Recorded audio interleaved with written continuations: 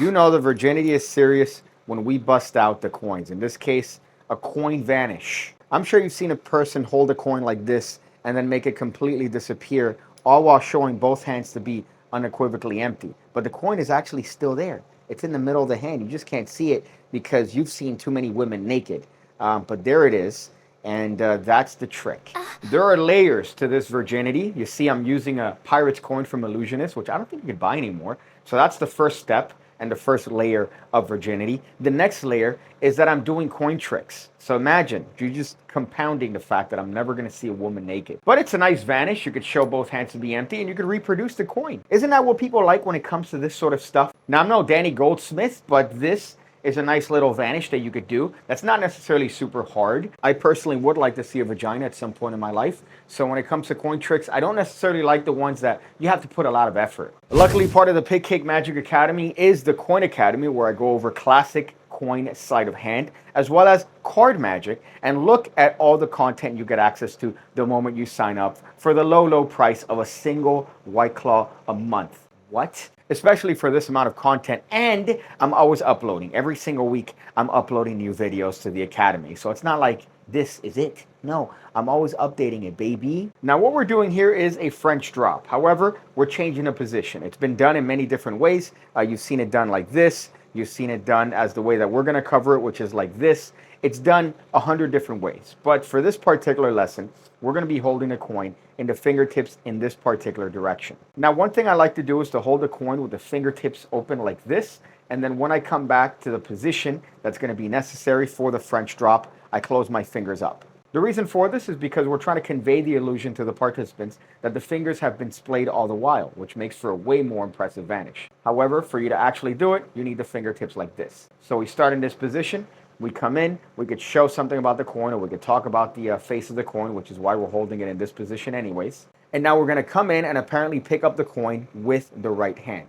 However, you could imagine what's happening is that as I bring my hand to take the coin, I'm going to actually drop the coin into my left fingertips. Now, the position that the coin drops is going to make or break the actual illusion. So in this case, we're going to have to drop the coin to the fingertips of the pinky. This is what I would say is the perfect position to be in.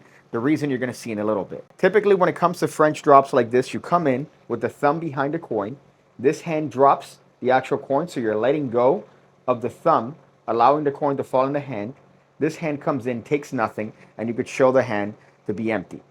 Or you could apparently pretend to look at the actual date of the coin and then rub it away into nothingness. However, for this take, we need that coin to fall as close to the fingertip of the pinky as possible, if not going past it. Now, your hand is in this position after the vanish, so you shouldn't see the coin from the bottom. However, it is there just about to fall off of my left hand. So I've shown the coin, I've done the action, I'm going to come up. If you want, you could pretend to look at the date of the coin or some other feature about it, and then eventually you're going to rub it away into nothingness, showing the hand to be empty. This coin is down here in the hand, pretty much about ready to fall, which is exactly what's going to happen. I'm going to show my hand to be empty, I'm going to bring my right hand in front of my left hand, and then I'm going to allow the coin to fall. However, I'm allowing the coin to fall as soon as my fingertips are covering the other knuckles of my left hand.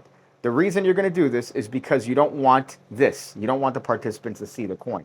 So if it's dropped in this way, they're not going to see the action because it's covered by both fingertips. And my hand could come down naturally as I show the left hand to be empty. However, I actually point out that the coin is still there. They just can't see it. So the coin is essentially just falling from one hand to the other, and that's what allows you to show this hand to be empty. So that's the reason why you want the coin pretty much in the pinky when you are doing the French drop. Because when your hand comes down and picks up the coin, you want it to come down in a natural way. So you don't want to necessarily go from a big distance, maybe from the middle finger all the way down. You want it to be by the pinky. And here, as I point out the fact that people think that this hand's empty, I'm just going to get the coin in a classic palm in the right hand.